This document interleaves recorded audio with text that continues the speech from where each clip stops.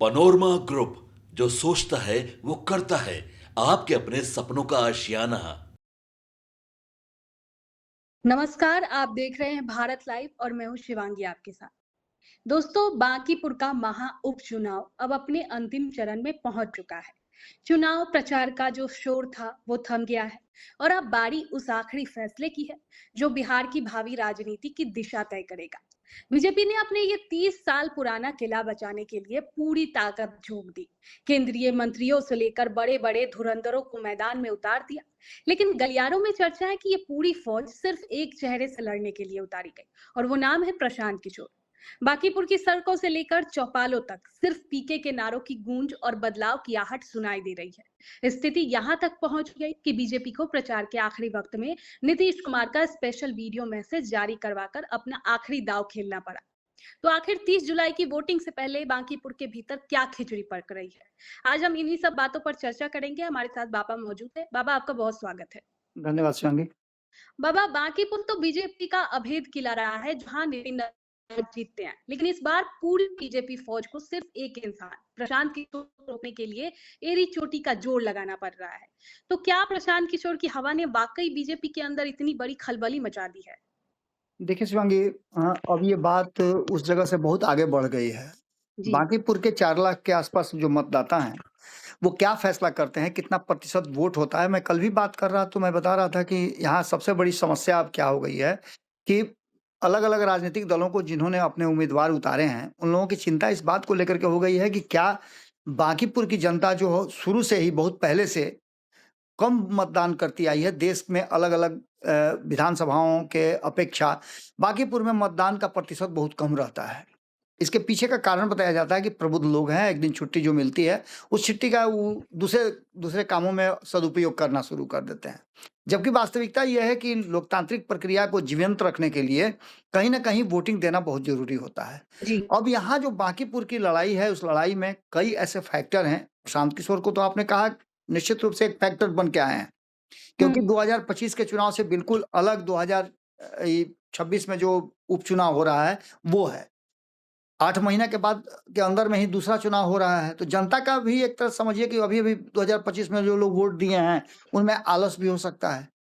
जी। लेकिन चूँकि इस चुनाव में एक दिलचस्प बात ये हो गई है, लोगों की क्यूरियोसिटी बढ़ गई है कि इस चुनाव में होगा क्या? क्या परिवर्तन होगा? प्रतिष्ठा बचाई जाएगी? प्रतिष्ठा की लड़ाई होगी? बांकीपुर की जनता इस बार क्या फैसला करने वाली है? इसको लेकर के जो हम लोगों ने सर्वे किया है और अलग-अलग जो सर्वे एजेंसियों द्वारा सर्वे किया गया है, उसमें बहुत कॉन्ट्रडिक्शन है। जी। हम लोगों ने जो सर्वे किया है कि जब भारतीय जनता पार्टी के नेता चुनाव प्रचार करके जाते थे, पर्चा बाँट के जाते थे, लोग उनसे कहते थे कि हाँ, हाँ, आप ही को वोट करेंगे। और पीछे-पीछे जो हमारी टीम चल रही थी, ये जानने के लिए कि उनके जाने के बाद लोगों का रिएक्शन क्या है, तो चीज़ें बदल के दिखाई दे रही थी। उससे भी बड़ी बात है कि जो यूथ मतदाता है, युवा मतदाता क्या फैसला करते हैं? क्या वो सरकार के उन फैसलों से जिसमें शिक्षा मंत्री का इस्तीफा हो गया, बिहार के पटना में और अलग-अलग जिलों में आपने देखा होगा जिस तरह से नीट परीक्षा वाले मामले को लेकर के प्रदर्शन हुआ, उसके लिए बहुत जी। सारा तरह की बातें आई, लाठीचार्ज हुआ, जेल गए लोग। उसमें भी सरकार ने संज्ञान लेते हुए त्वरित तौर पे जिन लोगों पर केस हुआ था, जो छात्र जेल में बंद थे, सब लोगों को जी, छोड़ने का उसको वापस आदेश दे छोड़ दिया दिया। गया। ये भी बातें सामने नजर आएँगी।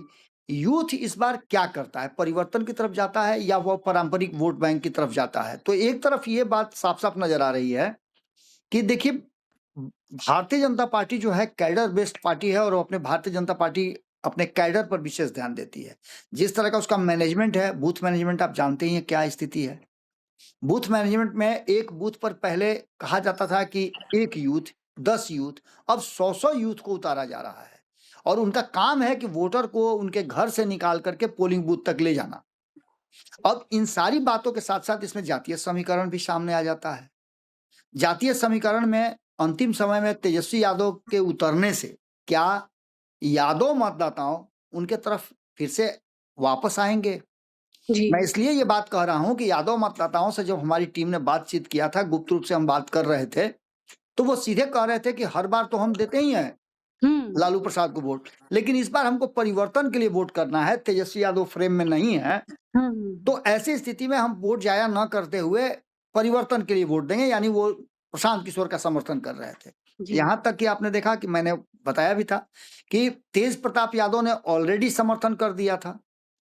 उनको उनको जेल जाना पड़ा, ये भी सबको पता है, जेल से बाहर आई, ये भी सबको पता है। और जी तेजस्वी यादव ने आते-वाते सबसे पहले अपने भाई के गिरफ्तारी को लेकर के जो बयान दिए थे, उस बात को भी हमने कोट किया था जी कि जिस भाई को पार्टी और परिवार दोनों से बेदखल कर दिया, आखिर उस भाई की याद आज इतना उनका क्यों आ रही है, जिन्होंने प्रशांत किशोर को समर्थन दे दिया है। ये सभी बातें, उसके अलावा आबादी का जो एक हिस्सा है जिसमें से लगभग 25% के आसपास कायस्थ और यादव मतदाताओं की आबादी यहाँ है। कायस्थ मतदाताओं का तो आप समझ ही रही हैं कि उसमें जो कुछ लोग प्रबुद्ध हैं, जो लोग ये कह रहे हैं कि इस बार जाति उति का नहीं, इस बार बदलाव के लिए हम वोट करेंगे, परिवर्तन के लिए वोट करेंगे। तो हो सकता है कि उसमें से कुछ पार्ट जो है इधर-उधर हो जाए। लेकिन भारतीय जनता पार्टी ने जिस तरह से किलाबंदी की है, वो एक अलग कहानी कह रहा है। जी सीधे तौर पे बांकीपुर का जो ये मतलब हम जब ये खबर कर रहे हैं, उसके कुछ ही घंटों के बाद वोटिंग होना है।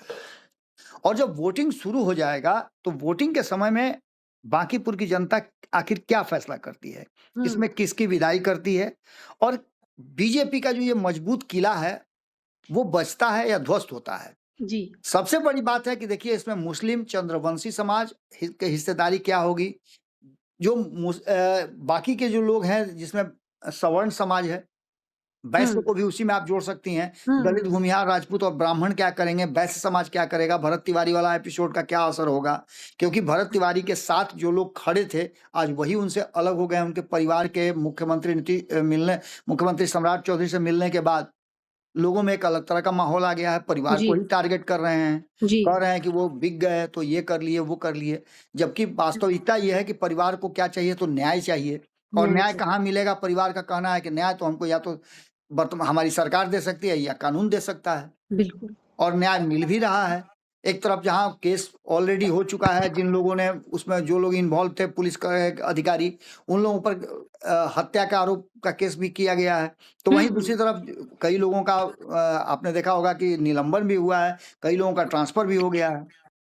इन सब के अलावे जो इंटरनल बातें हैं, वो इस बात की तरफ साबित कर रही हैं कि कल ही हम चर्चा कर रहे थे, आज भी हमने इस बात को लेकर के चर्चा किया है कि अंतिम समय में नीतीश कुमार को लेकर के जो बातें सामने आई, नीतीश कुमार का एक बयान बताया गया कि नीतीश कुमार ने वोट मांगा है, जबकि प्रशांत किशोर, मैं कह रहा था ना कि प्रशांत किशोर कोई ना कोई ट्विस्ट जरूर करेंगे।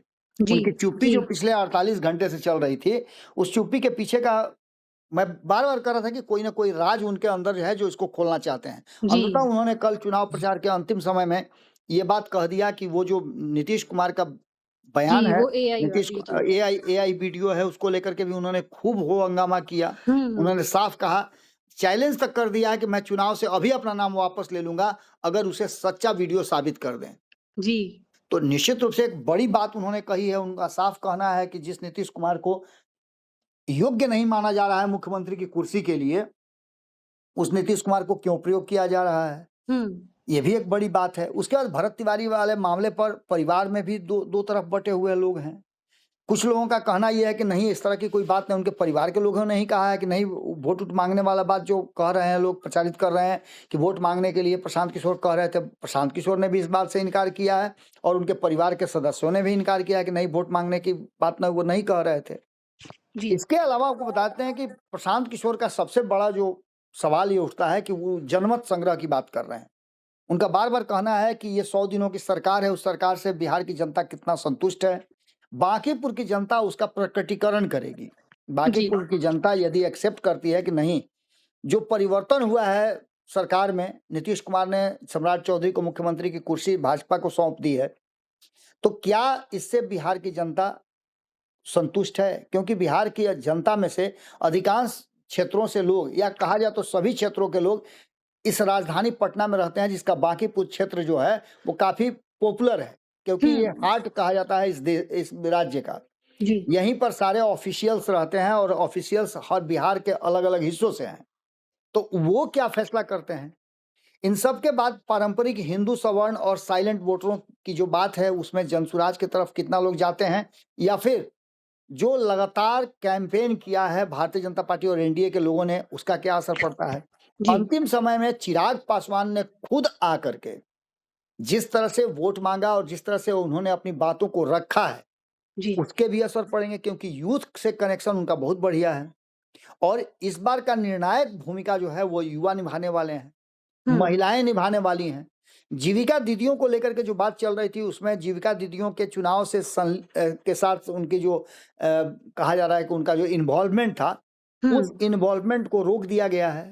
प्रशांत किशोर ने उनको नहीं शामिल करने के लिए चिट्ठी लिखी थी, जिसको चुनाव आयोग ने शायद मान भी लिया है। जी, जी। सबसे बड़ी बात है कि देखिए, कोई एंटी इनकम्बेंसी जैसी सत्ता विरोधी लहर जैसी जो बात होती है, जी, वो बात 50-50 में चल रही है। हुँ, क्योंकि युवा जो हैं, वो सत्ता विरोधी लहर का हिस्सा बन गए हैं। पिछले कुछ दिनों में 26-27 तारीख को जो आंदोलन हुआ, उस आंदोलन को आपने देखा भी होगा।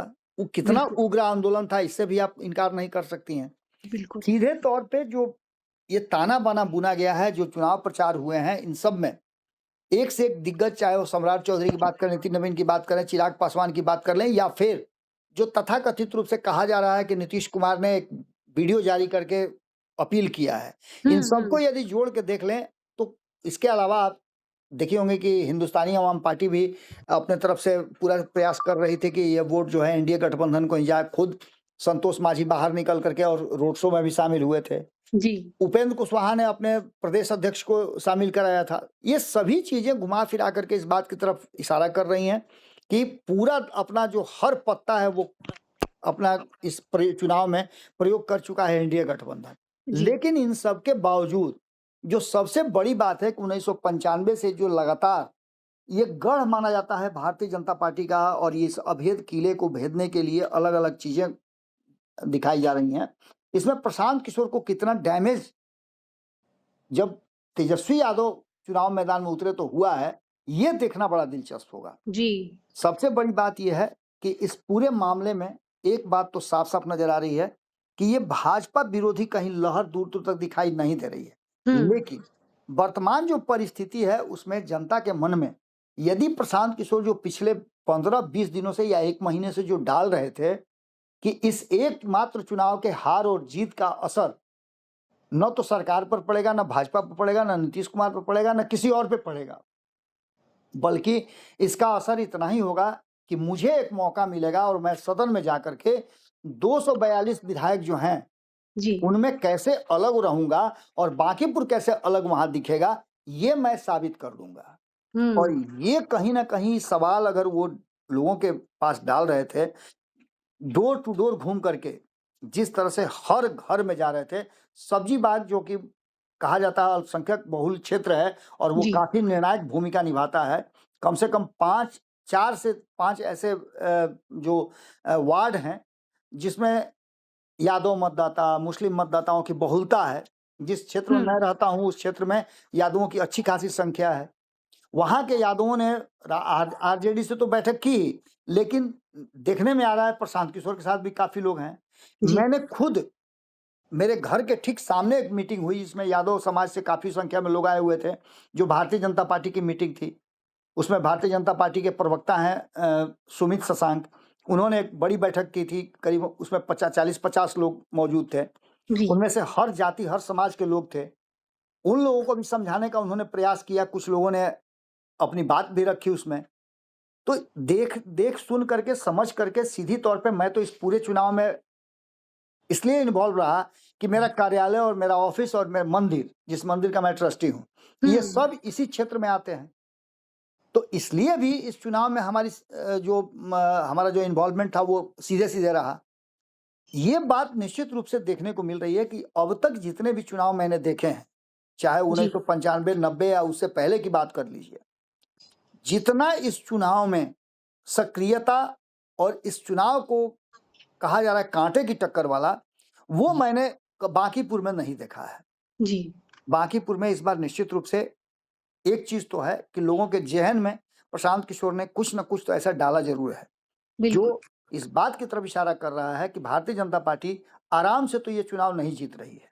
हुँ, हुँ, और प्रशांत किशोर ने वो बात कह करके कि एक सीट जीतने और हारने से असर नहीं पड़ता है, लेकिन बांकीपुर की जनता अगर प्रबुद्धता से अपने विवेक का इस्तेमाल करते हुए जाति धर्म से ऊपर उठ करके अगर वोट कर देगी, और मुझे जिता देती है तो मैं अंतर पैदा करके दिखा दूंगा। जी। अब यही वो सवाल है जिस सवाल का जवाब कुछ घंटों के बाद आपको मिल जाएगा, ईवीएम में कैद हो जाएगा, और ईवीएम में जब कैद हो जाएगा तो सीधे तौर पे 3 तारीख को वही परिणाम निकल करके सामने आएगा। जी। बाबा, बांकीपुर विधानसभा जो क्षेत्र है वो बीजेपी का हमेशा से गढ़ रहा है, और खासकर जो सवर्ण जाति है वो बीजेपी का वोट बैंक रहा है। लेकिन इस बार ये कहा जा रहा है कि सवर्ण वोट बैंक में ही बिखराव आ गया है, उनके जाति में बिखराव आ गया है। अब मुकाबला अगर आरजेडी और बीजेपी के बीच होता तो उस जो बिखराव हुआ है उसका असर नहीं दिखता। भले ही नाराजगी दिखती लेकिन बिखराव नहीं होता। लेकिन इस बार कहा जा रहा है कि जनता को एक नया विकल्प मिल गया है, इसीलिए बीजेपी के अंदर इतनी चिंता बढ़ी हुई है। देखिए शिवांगी, मैं बस एक शब्द में इसको समराइज करूंगा कि बांकीपुर की जनता इस बार किसको गच्चा देगी ये कहना बड़ा मुश्किल है। जी। लेकिन इतना तो तय मान के चलिए कि जो बहुत ज्यादा कॉन्फिडेंट हैं वैसे में से किसी एक को तो गच्चा लगना है। जी। अब वो कौन चेहरा होगा, कौन शख्स होगा, कौन पार्टी होगी, ये बस इंतजार कीजिए। संभावना तो मैं व्यक्त कर रहा हूं कि 30 तारीख के शाम होते होते 5 बजे जब चुनाव प्रचार खत्म होगा, माफ कीजिएगा, चुनाव वोटिंग जब खत्म हो जाएगा उसके बाद ही हम लोग इस स्थिति में होंगे कि बता दें कि आखिर किसका पलड़ा भारी है। लेकिन 3 तारीख को इसका परिणाम आएगा। उससे पहले ये लगभग क्लियर नजर आ रहा है कि जनता जो है क्या फैसला करने वाली है। जी। जब हम लोग बहुत शुक्रिया बाबा। हाँ, तो दोस्तों, बांकीपुर के महादंगल में अब प्रचार का शोर थम चुका है, और कल यानी 30 जुलाई को जनता जनार्दन अपना फैसला ईवीएम में कैद करने जा रही है। तो एक तरफ जहां बीजेपी की साख दांव पर है, तो वहीं प्रशांत किशोर का जनसुराज एक नए इतिहास की उम्मीद लगा बैठा है। अब देखना वाकई दिलचस्प होगा कि बांकीपुर की प्रबुद्ध जनता किसे अपना आशीर्वाद देती है और किसे इस चुनाव में गच्चा मिलता है। अभी के लिए इतना ही। देखते रहिए भारत लाइव। आपके सपनों को हमने सजाया है, ई होम्स पैनोरमा को हमने बनाया है। ई होम्स मेरा एक सपना था जिस पे मैं पिछले 4 साल से काम कर रहा था। हमने जो बनाया है वो सबने है माना। ई होम्स पैनोरमा में हो आपका भी आशियाना। और फाइनली हमने 2021 में इस प्रोजेक्ट को लॉन्च किया। बहुत लोग अप्रिशिएट कर रहे हैं कि पूर्णिया जैसे शहर में, बिहार के, एक तो बिहार की बात करें उसमें भी पूर्णिया जैसे छोटे जगह में इस तरह का लाइफस्टाइल देना, ये सुन के हम लोगों को बहुत अच्छा लगता है। ई होम्स में हमने कुछ और भी किया है, जैसे हम जिस जगह में रह रहे हैं हमारे फैमिली सिक्योर हो, उनको सिक्योरिटी का ध्यान में रखा है।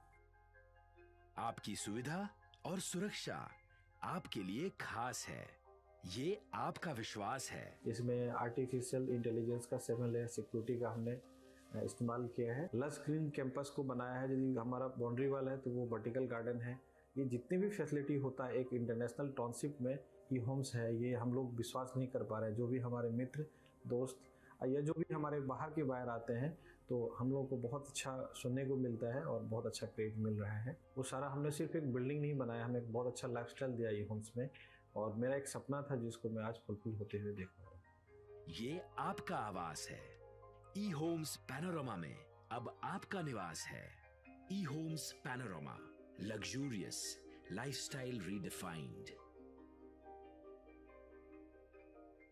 पनोरमा ग्रुप, जो सोचता है वो करता है। अगर ये वीडियो पसंद आई और वह बिहार के राजनीति और बिहारियत से सरोकार रखेनी तो सब्सक्राइब बटन दबा के चैनल के सब्सक्राइब कर ली। ओजे एगो घंटी बा, ओकरा बटन दबा देला से कुल सटीक और मारक खबर रुआ मुफ्त में मिल जाई। अगर रुआ पत्रकारिता के हमनी के नया प्रयोग में सहयोग कर चाहतानी तो ज्वाइन बटन दबा दी। पेटीएम नंबर नोट कर ली 9386816700।